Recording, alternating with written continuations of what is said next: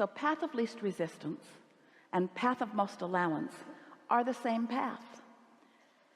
Path of most allowance is a more positive way of saying it, but path of least resistance is a fine way of saying it too, because it lets you know that it is a path that has resistance. It always will have some resistance, and that your source, hear this, your source knows what your path of least resistance is.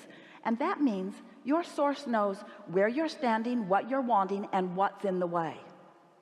You know what's in the way? Nothing other than your own beliefs, your own habits of thought. So your inner being knows how to guide you over and under and around and through this path of least resistance in order to help you to feel the fullness. And you know, you think that it's following the path all the way to the manifestation of what you want that you want. And that's fine. We want you to have all of those things that you want.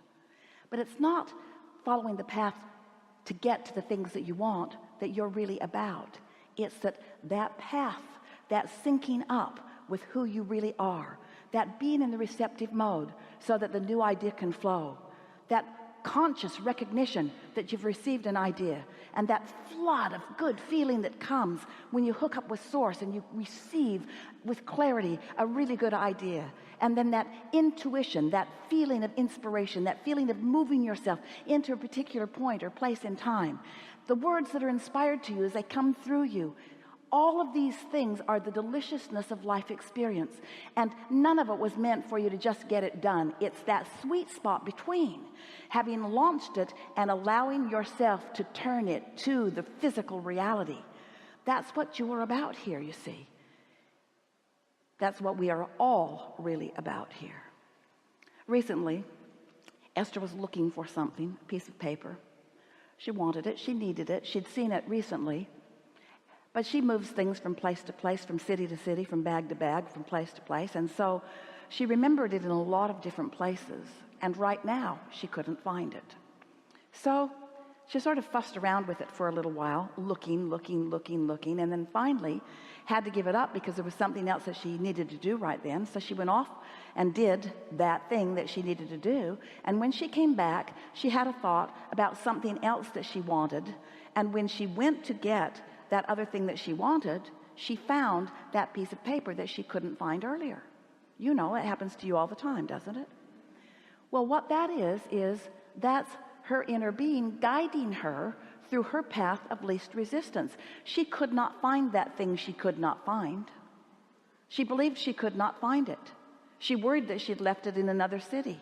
She worried that it had fluttered out of her bag and that she had lost it altogether. In other words, once she couldn't find it, she started creating, because thoughts matter a lot, she started creating a scenario where even though it was right there close by, even though her fingers had gone over it many times, she could not find it because she believed that she could not find it. She had created so much resistance on her own trail that she could not find it. But your inner being never stops guiding you over and under and around and through whatever needs to be. And we want you to understand, this is the most important thing that you will ever come to know about your process of deliberate creation. The resistance that is on your path, you've put every bit of it there. No one else has. Nothing is in your way except the resistance that you've put there. But the other thing that is really important to note is that it doesn't matter how much you've put there. It's only the active stuff that's still in the way. It's only the active beliefs, which means it's only the ones that you keep regurgitating and thinking about that are in your way. It's only those repeating beliefs that are keeping you sometimes from what you are wanting. So, have we convinced you, or did you already know or remember that you are a vibrational being in a vibrational universe? And that law of attraction is the manager of this universe? Law of attraction is managing those vibrations, and you can tell by the way you feel what you're doing in relationship with your own becoming. So you were source energy before you came into this physical body. And even though you've come into this personality, into this magnificent body, that larger part of who you were before you came still exists in that non-physical realm.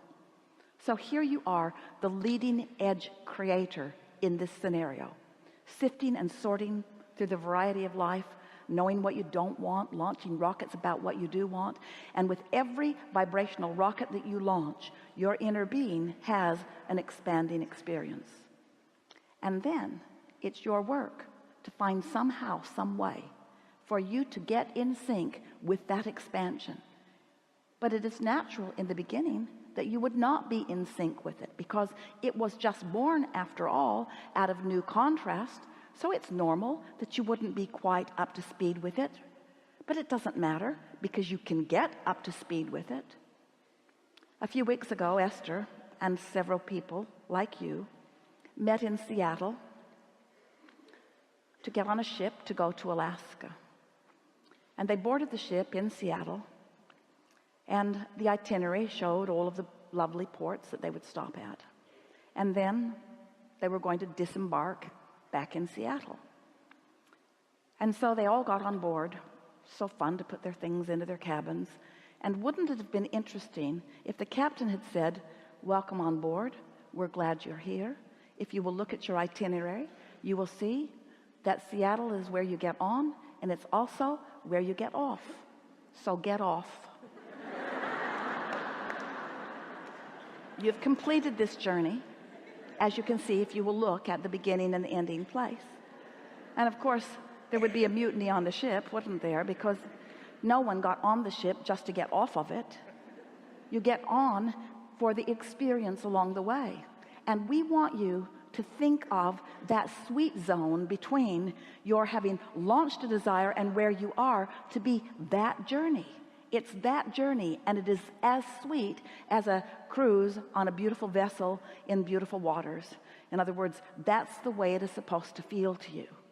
But if you stand where you are in an attitude of defensiveness because you're not manifested yet what you want, or if you are defending or justifying why you're here instead of somewhere else, then instead of looking forward and allowing yourself to tune into that frequency that will just carry you to new idea and new experience after new idea and new experience, in the looking in the opposite direction, you are feeling negative emotion because, and this is so important for you to know, your inner being, who matters so much to you in the way you feel, is only ever looking forward from where you stand to what you have already vibrationally become. Did you hear it? We don't think you heard it. We don't think you heard it the way we want you to hear it. Your inner being is never standing in your now and looking back. Never. Never defending why you're not yet where you want to be. Never justifying why something hasn't happened the way you want it to. Never looking back. That's why every time you're in that defensive or justifying or rationalizing mode, you feel uncomfortable, sometimes really uncomfortable. And the reason is because in that moment, on that subject, you've parted ways from your power, from your clarity, from your wholeness, from your allness, from your worthiness, from your path, from your unfolding, from your becoming, from the eternal nature of who you are. We are eager to talk with you about anything that matters to you. Nothing is off limit. It is our desire to awaken within you an understanding of how important you are to the bigger equation, and how perfect and right it is that you feel good every step of the way. If you've been listening to us for a while, and we know you have, we've been telling you that this creative process, which is what you came for the deliciousness of the creative process, for the joy of being the creator, the leading edge creator, the see it, hear it, smell it, taste it, touch it, manifester creator, the actualizer, not just the dreamer, the bringing the dream to the full fruition so that you can get all of the juice out of it, so that every delicious aspect that you have found that you want along your physical trail can show itself to you in such precise and accurate unfolding that you stand in an attitude of utter worthiness, knowing the goodness that is you and all of the help that is flowing through you because of the perfection of that which is you. This is what we wish for you. We want you to get on that ride. We want you to begin to express yourself in that worthy, fullness. That's really who you are.